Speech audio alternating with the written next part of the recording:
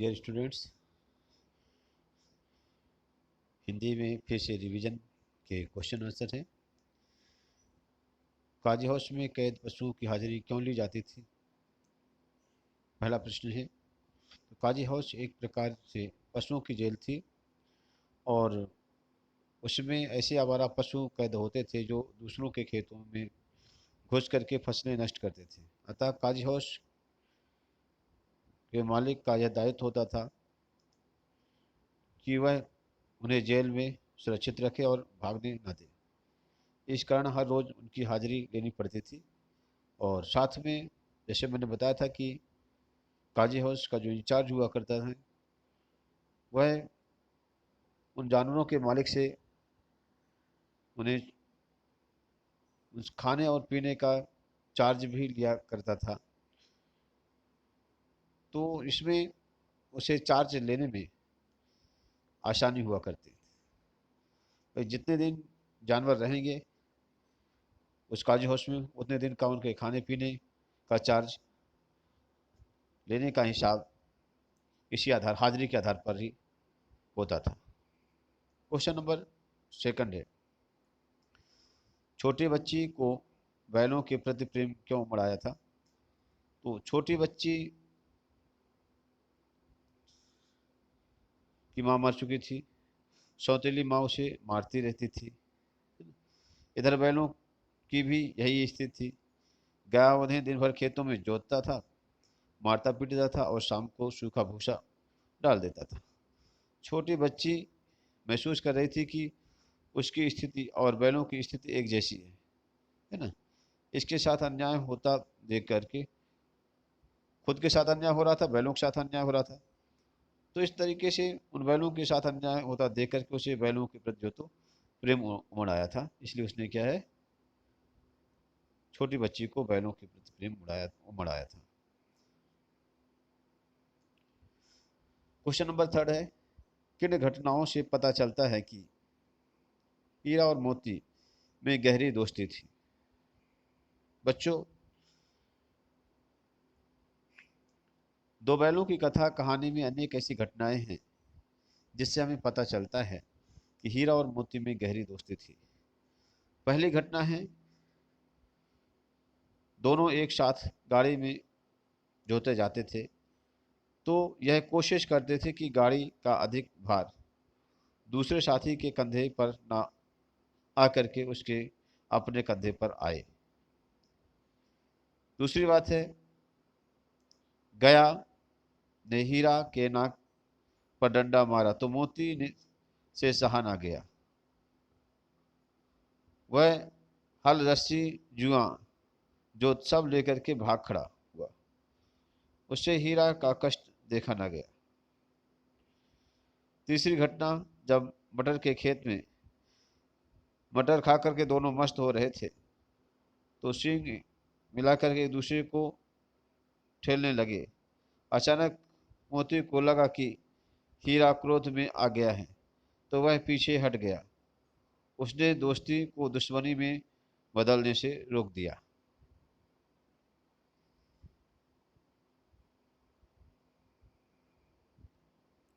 चौथी घटना है, जब उनके सामने विशालकाय सांड आ खड़ा हुआ था तो उन्होंने योजना पूर्वक एक दूसरे का साथ देते हुए उसका मुकाबला किया।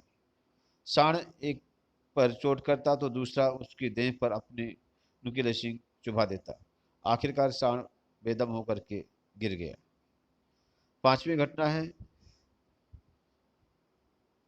मोती मटर के खेत में मटर खाने खाते खाते पकड़ा गया। हीरा उसे अकेला विपत्ति में देकर के वापस आ गया। यह भी मोती के साथ पकड़ा गया। छठी घटना, काजी हाउस में हीरा ने दीवार तोड़ डाली। उसे रस्सियों से बांध दिया गया। इस पर मोती ने उसका साथ दिया।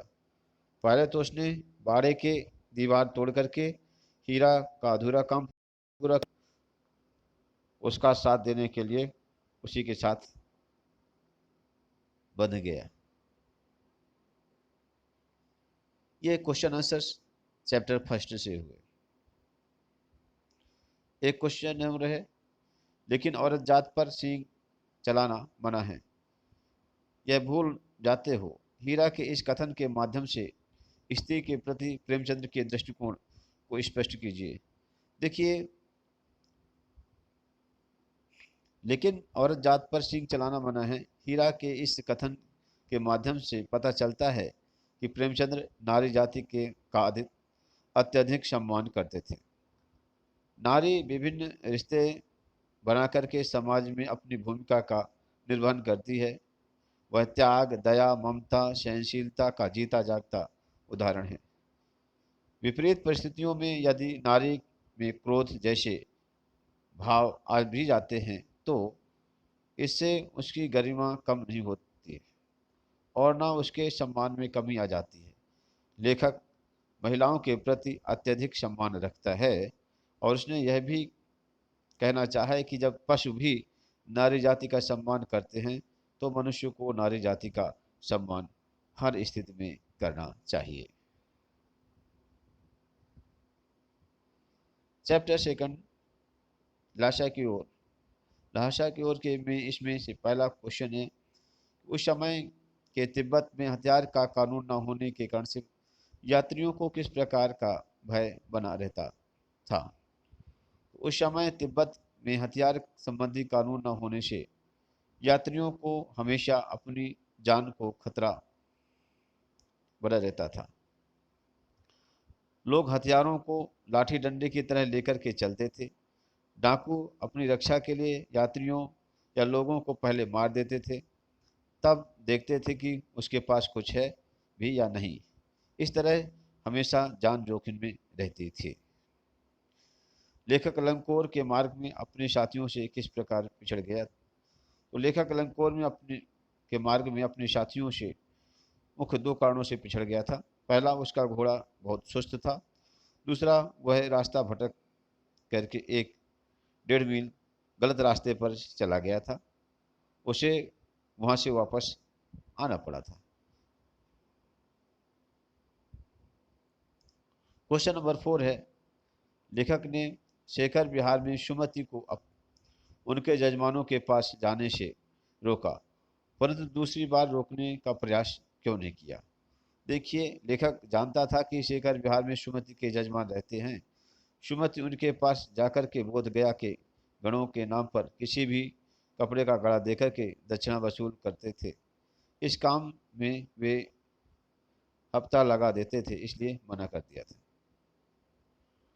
अब यहाँ पर दूसरी बार इसलिए मना नहीं किया क्योंकि वहाँ पर उन्हें बौद्ध विहार में मनुस्क्रिप्ट मैगजीन जो वहाँ पर मिल गई थी, बहुत भगवान बुद्ध से संबंध की जीवन से संबंधित हस्तलिखित प्रतियां मिल गई थी, तो लेखक उन्हीं को पढ़ने में मगन था। अपने यात्रा के दौरान लेखक को किन किन कठिनाइयों का सामना करना पड़ा। तो अपनी तिब्बत यात्रा के दौरान लेखक को विभिन्न कठिनाइयों का सामना करना पड़ा। एक बार वह भूलवश रास्ता भटक गया, दूसरी बार उसे बहुत तेज धूप के कारण से परेशान होना पड़ा।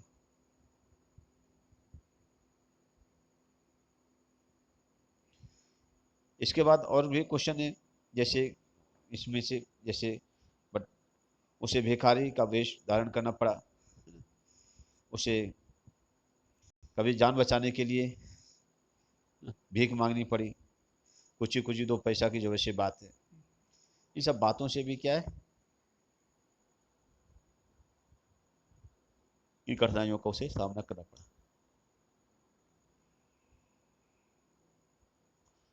क्वेश्चन नंबर लेसन 3 है, उपभोक्तावाद की संस्कृति में लेखक के अनुसार जीवन में सुख से क्या अभिप्राय है। लेखक के अनुसार जीवन में सुख का अभिप्राय केवल उपभोग का सुख नहीं है, अन्य प्रकार के मानसिक, शारीरिक और सूक्ष्म आराम भी सुख कहलाते हैं। परंतु आजकल लोग केवल उपभोग सुख को ही सुख मानते हैं, स्वार्थ को सुख मानते हैं, परार्थ को सुख नहीं मानते हैं। यहाँ पर त्याग पर, हमारी भारतीय संस्कृति है उसे त्याग पर जोर दिया गया है, लेकिन यहाँ अब आजकल भोग पर ज़्यादा जोर दिया जा रहा है।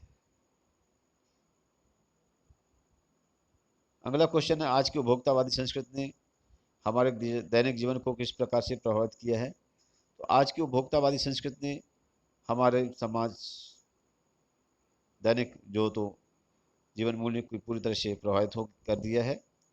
आज व्यक्ति उपभोग को ही सुख समझने लगा है। इस कारण से लोग एकाधिक वस्तुओं का उपभोग कर लेना चाहते हैं। लोग बहुविज्ञापित वस्तुओं को खरीदकर दिखावा करने लगे हैं। इस संस्कृति से मानवीय संबंध कमजोर हो रहे हैं। अमीर गरीब के बीच में खाई बढ़ती चली जा रही है और अशांति और आक्रोश बढ़ रहा है।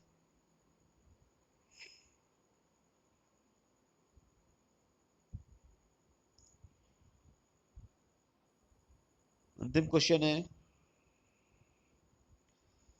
लेखक ने उपभोक्तावादी संस्कृति को हमारे जीवन के लिए चुनौती क्यों कहा है। तो लेखक ने उपभोक्तावादी संस्कृति को हमारे जीवन के लिए चुनौती कहा है। क्यों कहा है? इसलिए कहा है कि एक्चुअली में जैसे गांधी जी ने सामाजिक मर्यादाओं और नैतिकता के पक्षधर थे। वे सादा जीवन और उच्च विचार के ख्याल थे। वे चाहते थे कि समाज में आपसी प्रेम और संबंध बने। लेकिन हुआ क्या, हमारी उपभोक्तावादी संस्कृति इसके विपरीत है। वह भोग को बढ़ावा देती है और नैतिकता तथा मर्यादा को तिलांजलि देती है।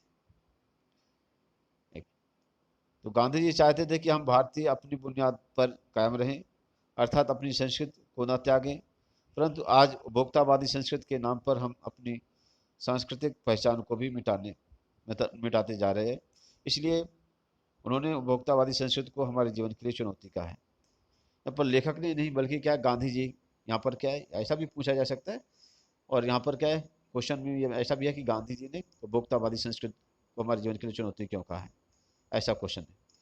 तो चाहे लेखक कहे या गांधी जी कहें, कोई भी कहें, बात सत्य है।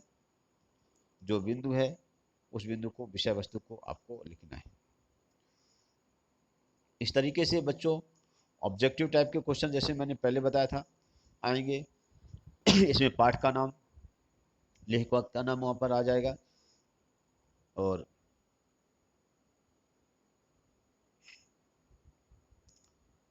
आपको जैसे जो चीज़ आपने पढ़ी है, सुनी है, चैप्टर के बीच में से क्वेश्चन पूछे जाएंगे। वो फिल इन द ब्लैंक्स के रूप में रहेंगे। 4 मार्क्स के 4 क्वेश्चंस रहेंगे। ठीक है।